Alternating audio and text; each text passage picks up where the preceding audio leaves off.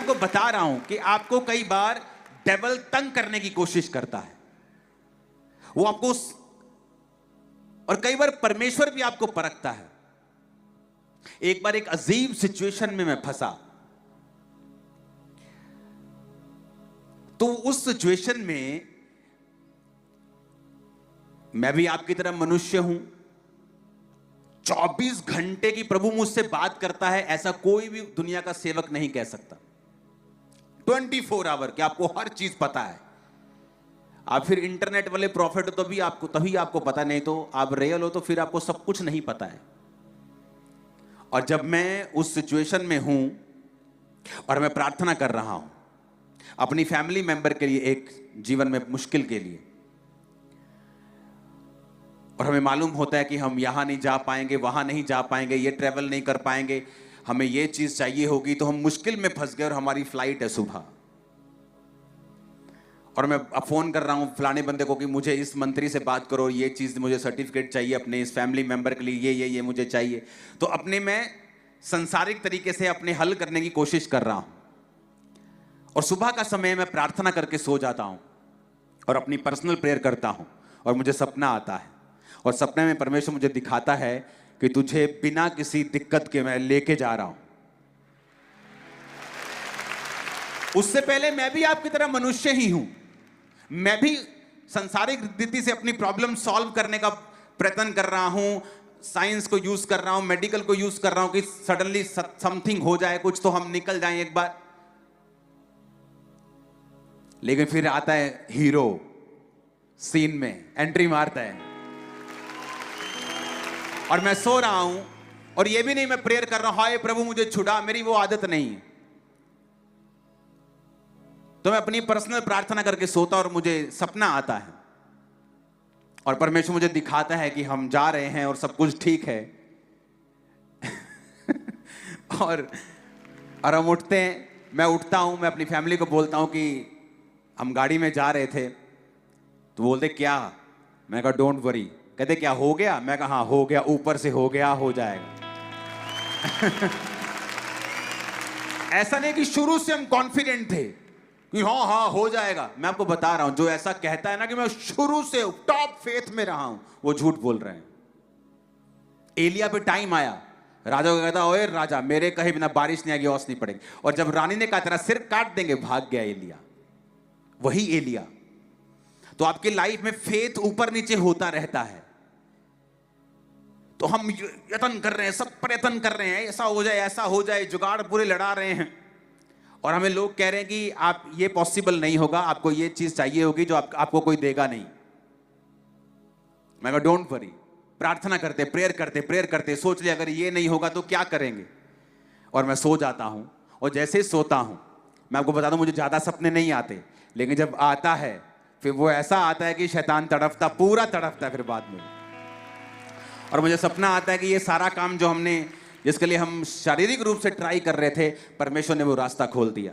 और हम गाड़ी में जा रहे हैं, अपनी फैमिली को बोलता हूँ, कहते क्या? मैंने कहा मैंने सपना देखा, आज सुबह गाड़ी में चढ़ने से पहले ये खुदावंद ने हमारे काम को कर दिया है। और आप इमेजिन करो, परमेश्वर ने लोग अंधे कर दिए, अथॉरिटीज अंधी कर दी, अपना काम परमेश्वर ने मेरे जीवन में किया, और हम वापिस यहाँ पे थे। और मैं आपको बता रहा हूँ खुदावंद बहुत बड़े बड़े काम करता है, बहुत बड़े बड़े काम करता है। सफरिंग्स जब आए तो दुख ना मनाएं, ताड़ना को दुखी होने का कारण ना बनाएं कि आप दुख और आपका मुंह उतरा हुआ है। बाइबल कहती है इसे आनंद की बात समझें।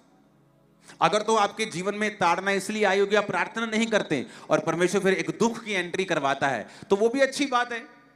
अगर वो ताड़ना नहीं करता, आप उस प्रार्थना की वजह से हो सकता है मरी जाते या परमेश्वर से पूरी तरह से दूर चले जाते, तो वो भी एक सुख की बात है।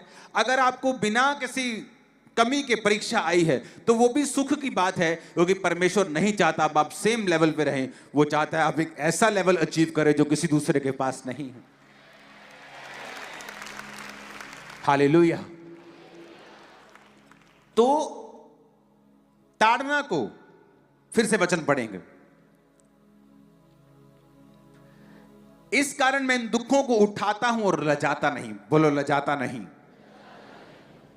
फिर से बोलो अपने पड़ोसी को, मैं लजाता नहीं। मैं शर्माता नहीं। आमीन। कि यीशु मसीह का नाम आपके घर में पहुंचा, अब लोग आपको शर्मिंदा कर रहे हैं कि बहन जी पहले तो आपकी लाइफ में ये प्रॉब्लम नहीं थी, अब ये भी प्रॉब्लम हो गई है।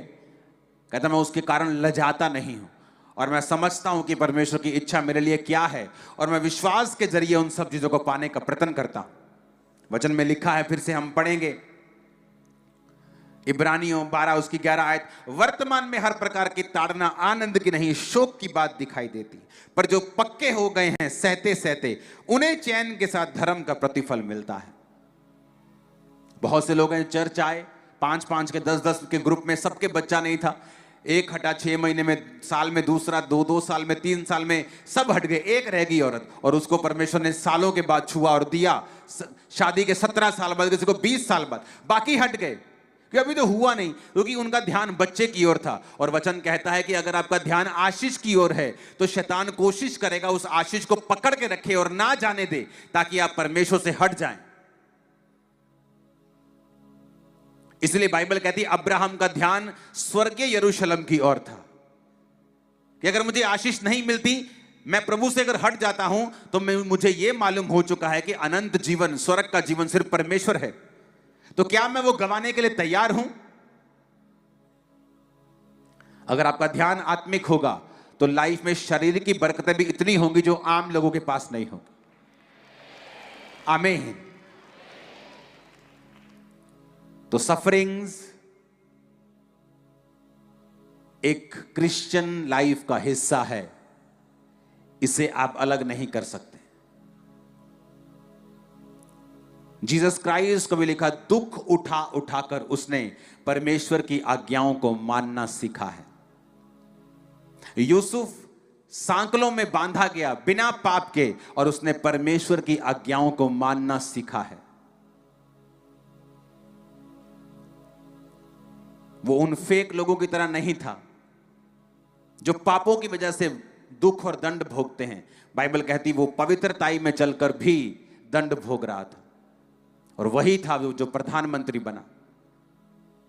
अगले लेवल पे जाने के लिए प्रभु आपको दुखों से होकर निकालेगा। उस पीरियड में, उस टाइम परमेश्वर के साथ वफादार रहें, अपने आप को प्रार्थना में दें, आंसुओं के साथ परमेश्वर के सामने जाएं, उसी की दुहाई दें। वो आपको छुड़ाएगा और ऊंचा करेगा, और पहाड़ पे आपको हिरनी के पैरों के समान आपके पैरों को बनाएगा, दृढ़ करेगा, आपको आपकी फैमिली को ब्लेस करेगा, फाइनेंस भी आपका आगे लेके जाएगा। आमीन। मेरे को खड़कने वाला चाहिए चर्च।